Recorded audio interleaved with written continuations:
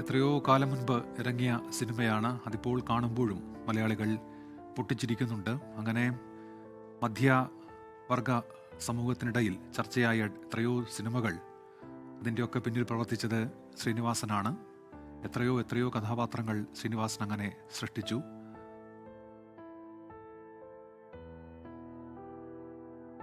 ശ്രീനിവാസൻ ഇപ്പോൾ കേരളം വിട നൽകുകയാണ്. ഭൗതികദേഹം ഇപ്പോഴുള്ളത് എറണാകുളത്തെ ടൗൺ ഹാളിലാണ്. നേരത്തെ പറഞ്ഞിരുന്ന സമയം 3 മണിയായിരുന്നു, പക്ഷേ അത് നീളുകയാണ്. ഇപ്പോൾ അറിയിക്കുന്നത് 4 മണിക്ക് ശേഷം ഭൗതികദേഹം ടൗൺ ഹാളിൽ നിന്ന് വീട്ടിലേക്ക് കൊണ്ടുപോകും എന്നതാണ്. സാമൂഹിക സാംസ്കാരിക രംഗത്തെ പ്രമുഖർ അവിടെ എത്തുന്നുണ്ട്, സാധാരണക്കാർ എത്തുന്നുണ്ട്. അങ്ങനെ മലയാള സമൂഹത്തിൻ്റെ ഒരു പരിച്ഛേദം അവിടെ എത്തി. ശ്രീനിവാസനെ അവസാനമായി ഒരു നോക്ക് കാണുന്നുണ്ട്. എസ് വിജയകുമാറാണ് ചേരുന്നത്. വിജയകുമാർ, എന്തൊക്കെയാണ് വിവരങ്ങൾ? ഉന്മേഷ്, ഇപ്പോഴും എനിക്ക് തോന്നുന്നത് ശ്രീനിവാസന് കൊച്ചി നഗരം വിട നൽകാൻ ഇനി ഏതാനും മിനിറ്റുകൾ മാത്രമേ ബാക്കിയുള്ളൂ. 4 മണിക്ക് മുമ്പ് തന്നെ ഒരുപക്ഷെ ആ യാത്ര വീണ്ടും തൃപ്പൂണിത്തുറയ്ക്കപ്പുറത്ത് കണ്ടനാടേക്ക് നടക്കുമെന്നാണ് തോന്നുന്നത്. വേഗത്തിൽ എല്ലാവരും ഇവിടെ എത്തിയവർ അദ്ദേഹത്തെ കണ്ടു മടങ്ങണം എന്ന ഇവിടെ ചലച്ചിത്ര പ്രവർത്തകരും അദ്ദേഹത്തിൻ്റെ സുഹൃത്തുക്കളുമൊക്കെ തുടർച്ചയായി പറയുന്നുണ്ട്. അതുകൊണ്ട് കുറച്ച് വേഗത്തിൽ ആളുകളെ കയറ്റി വിടുകയാണ്. പക്ഷേ ഉന്മേഷ്, ഒരു കാര്യം നമ്മൾ ഓർക്കേണ്ടത്, സമീപകാലത്തൊന്നും ഇത്രയും തിരക്ക് നമ്മൾ ടൗൺ ഹാളിൽ കണ്ടിട്ടില്ല. നമ്മൾ ടൗൺ ഹാളിൽ എത്രയോ പരിപാടികളിലൊക്കെ പങ്കെടുത്തിട്ടുള്ളതാണ്. പക്ഷേ ശ്രീനിവാസൻ എത്രയോ പരിപാടികളിൽ ടൗൺ ഹാളിൽ അദ്ദേഹത്തിൻ്റെ പ്രസംഗങ്ങൾ നമ്മൾ കേൾക്കുകയും റിപ്പോർട്ട് ചെയ്യുകയും ചെയ്തിട്ടുള്ളതാണ്. പക്ഷേ ഇവിടെ ശ്രീനിവാസന് വിട നൽകാൻ എത്തുന്ന ആളുകൾ, അതിൽ തന്നെ നമ്മൾ എടുത്തു പറയേണ്ടത് ഇടത്തരക്കാർ, വളരെ സാധാരണക്കാരായ ആളുകളാണ് അദ്ദേഹത്തെ അവസാനമായി കാണാൻ എത്തുന്നത്. ഞാൻ തുടക്കത്തിൽ പറഞ്ഞതുപോലെ അവരുടെ ജീവിതത്തിലെ ഏടുകൾ പലതും സിനിമയാക്കിയ ഒരു ചലച്ചിത്രകാരൻ എന്നതായിരിക്കാം ശ്രീനിവാസന് അവർ നൽകുന്ന സ്ഥാനം. അതല്ലെങ്കിൽ അവരുടെ ജീവിതത്തിൻ്റെ ഭാഗമായ കഥാപാത്രങ്ങളെ സ്ക്രീനിൽ അവതരിപ്പിച്ചു എന്നതാകാം ശ്രീനിവാസന് അവർ നൽകുന്ന പരിഗണന. പക്ഷേ എന്തായാലും ഒരു കാര്യം ഉറപ്പുണ്ട്, ആ ജനക്കൂട്ടത്തിൻ്റെയും ആ ജനസാമാന്യത്തിൻ്റെ ജീവിതത്തിൻ്റെ ഭാഗമായിരുന്നു ശ്രീനിവാസൻ എന്ന് നമുക്ക് നിസ്സംശയം പറയാം.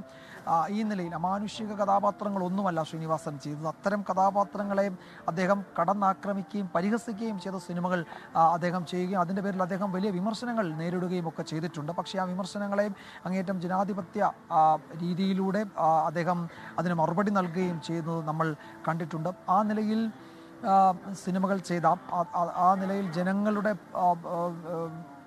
വിചാരങ്ങൾ ചലച്ചിത്ര രൂപങ്ങളിലായി അതിൻ്റെ ചലച്ചിത്ര ആഖ്യാനങ്ങൾ ചമച്ച ഒരു കലാകാരൻ, ഒരു ചലച്ചിത്ര പ്രവർത്തകനാണ് ശ്രീനിവാസൻ. അതുകൊണ്ടാണ് ശ്രീനിവാസൻ്റെ വിയോഗ വാർത്ത അറിഞ്ഞതു മുതൽ അദ്ദേഹത്തെ കാണാനായി വലിയ ആൾക്കൂട്ടം അദ്ദേഹത്തിൻ്റെ മൃതദേഹം പൊതുദർശനത്തിന് വെക്കുന്ന എല്ലാ സ്ഥലങ്ങളിലും എത്തുന്നത്. എറണാകുളത്തു നിന്നൊക്കെ ധാരാളം ആളുകൾ ഏതാണ്ട് 11 മണിയോടെ തൃപ്പൂണിത്തുറയിലെ ആശുപത്രിയിലെത്തി. പക്ഷേ അപ്പോഴേക്കും ആശുപത്രിയിൽ നിന്ന് കണ്ടനാടെ വീട്ടിലേക്ക് മൃതദേഹം കൊണ്ടുപോയിരുന്നു. തുടർന്ന് ആ ആൾക്കൂട്ടമൊക്കെ ആ വീട്ടിലേക്ക്, നമ്മൾ ആ വീട്ടിലെത്തുമ്പോൾ എനിക്ക് തോന്നുന്നത് ഉദയംപേരൂർ എന്ന് പറയുന്ന ആ ഗ്രാമം മുഴുവൻ ആ വീട്ടിലുണ്ടായിരുന്നു. അവിടെ ഉദയംപേരൂരിൻ്റെ ഒരു പ്രത്യേകത, അദ്ദേഹത്തിൻ്റെ ശ്രീനിവാസൻ്റെ വീടിന് ചുറ്റും വലിയ പാടശേഖരങ്ങളാണ്.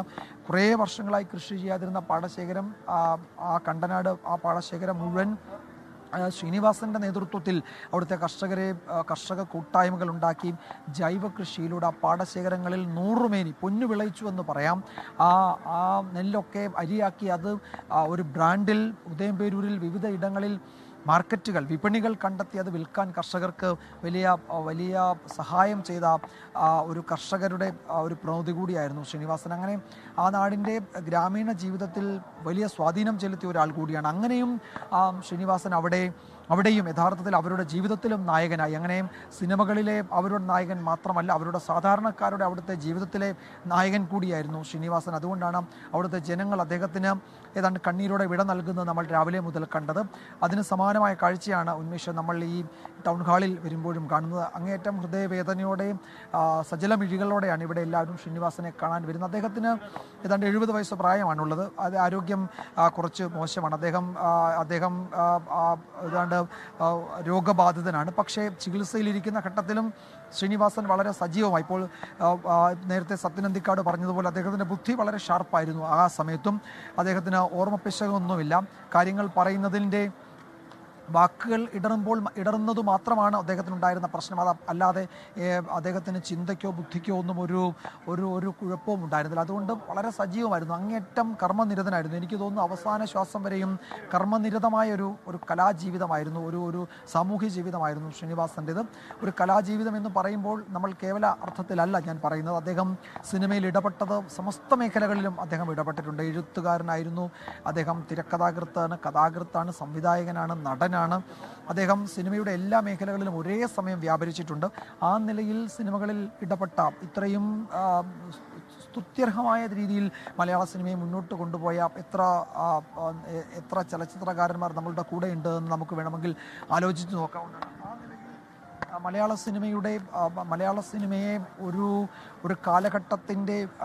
കാലഘട്ടത്തിൽ നിന്ന് വേറൊരു കാലഘട്ടത്തിലേക്ക് നയിക്കുമ്പോൾ അവിടെ ഉണ്ടായിരുന്ന വാർപ്പ് മാതൃകകളെ ആകെ മാറ്റി അദ്ദേഹം അതിന് നവഭാവുകത്വം പകരുകയായിരുന്നു. യഥാർത്ഥത്തിൽ സ്വന്തമായി വഴിവെട്ടി വന്ന ഒരു ചലച്ചിത്ര പ്രവർത്തകൻ എന്ന് നമുക്ക് 100% ആത്മാർത്ഥമായി ശ്രീനിവാസനെ വിളിക്കാവുന്നതാണ്. കാരണം അങ്ങനെ പരിഗണന നൽകാവുന്ന, യഥാർത്ഥത്തിൽ അത് നമുക്ക് പേരിൽ മാത്രമല്ല, അങ്ങനെ പരിഗണന എല്ലാ അർത്ഥത്തിലും കൊടുക്കാവുന്ന ഒരു ചലച്ചിത്ര പ്രവർത്തകനാണ്. നവതരംഗ സിനിമകൾ എന്ന് നമ്മൾ സമീപകാലത്ത് സിനിമകളെ പറ്റി പറയുമ്പോൾ ആ നവതരംഗ സിനിമകൾക്കൊക്കെ എത്രയോ പതിറ്റാണ്ടുകൾക്ക് മുമ്പ് നവതരംഗ മലയാള ചലച്ചിത്ര മേഖലയിൽ കൊണ്ടുവന്ന ഒരാൾ കൂടിയാണ് ശ്രീനിവാസൻ.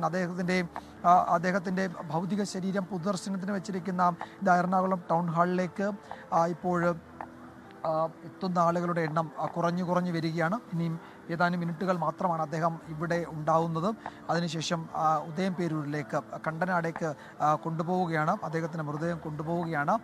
അദ്ദേഹം നമ്മളുടെ കൂടെ ഇല്ല എന്നത് അങ്ങേയറ്റം വേദനയുളവാക്കുന്നതാണ്. അത് ആ വിയോഗ വാർത്തയോട് ആ നിലയ്ക്ക് പൊരുത്തപ്പെടാൻ കഴിയാത്തവരാണ് ചലച്ചിത്ര സ്നേഹികളും അദ്ദേഹത്തിൻ്റെ സുഹൃത്തുക്കളും. മോഹൻലാലും മമ്മൂട്ടിയും സത്യൻ അന്തിക്കാടും എത്രയോ സമയം അദ്ദേഹത്തോടൊപ്പം അദ്ദേഹത്തിൻ്റെ അവസാന ഈ സമയത്ത് ഇവിടെ ചിലവഴിക്കുന്നത് നമ്മൾ കണ്ടതാണ്. സത്യൻ അന്തിക്കാട്, മോഹൻലാൽ, ശ്രീനിവാസൻ കൂട്ടുകെട്ട് മലയാള സിനിമയ്ക്ക് നൽകിയ കൊമേഴ്ഷ്യൽ ഹിറ്റുകളെ പറ്റി മാത്രമല്ല ഞാൻ പറയുന്നത്, മലയാള സിനിമയ്ക്ക് നൽകിയ മാറ്റം അത് എത്ര പോസിറ്റീവായിരുന്നു എന്നത് ആ കാലഘട്ടത്തെ സിനിമകൾ പരിശോധിക്കുമ്പോൾ അറിയാം.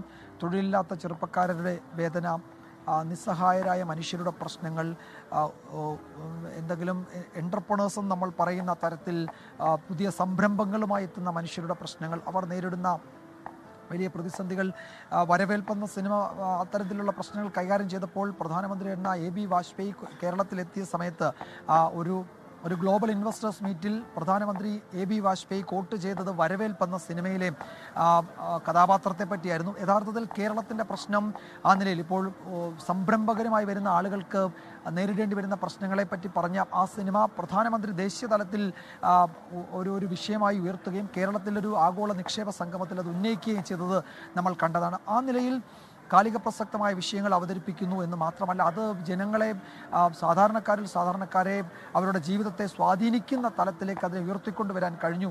അതുകൊണ്ടാണ് നമ്മൾ ശ്രീനിവാസൻ്റെ സിനിമകൾ പുതുമയോടെ, ഇപ്പോൾ 10, 25, 30 വർഷമാകുമ്പോഴേക്കും സന്ദേശം എന്ന സിനിമ ഓരോ തെരഞ്ഞെടുപ്പ് കാലത്തെയും ഇലക്ഷൻ ട്രോളായി മാറുന്നത് അതുകൊണ്ടാണ്. അങ്ങനെ ഇലക്ഷൻ ട്രോളായി മാറുമ്പോൾ അത് അരാഷ്ട്രീയ സിനിമയാണെന്ന് അതിനെ വിമർശിക്കുന്നവർ പോലും തെരഞ്ഞെടുപ്പ് കാലത്ത് രാഷ്ട്രീയ പാർട്ടികളുടെ റിസൾട്ട് വന്ന ശേഷം അവരുടെ ഇലക്ഷൻ ട്രോളുകളായി ഈ സിനിമയിലെ കഥാപാത്രങ്ങൾ, അതിലെ ഡയലോഗുകൾ മാറുന്നത് നമ്മൾ കാണുന്നത്. അപ്പോൾ അരാഷ്ട്രീയ സിനിമ എന്ന് പറയുമ്പോഴും അരാഷ്ട്രീയ സിനിമ എന്നതിനെ വിമർശിക്കുമ്പോഴും അങ്ങനെ വിമർശിക്കുന്നവർ പോലും അതിനെ ഇലക്ഷൻ ട്രോളുകളായി മാറ്റുന്നത് നമ്മൾ കാണുന്നുണ്ട്. അപ്പോൾ ഏറ്റവും വലിയ പൊളിറ്റിക്കൽ മൂവികളിൽ ഒന്നായി സന്ദേശം ഇവിടെ വിലയിരുത്തപ്പെടുകയും ചെയ്യുന്നുണ്ട്. ഇവിടെ അദ്ദേഹത്തിൻ്റെ മൃതദേഹം എനിക്ക് തോന്നുന്നു ഇവിടെ നിന്ന് കൊണ്ടുപോകാൻ ഒരുങ്ങുകയാണ്, അത് ഇവിടെ നിന്ന് മാറ്റാൻ തുടങ്ങുകയാണ്.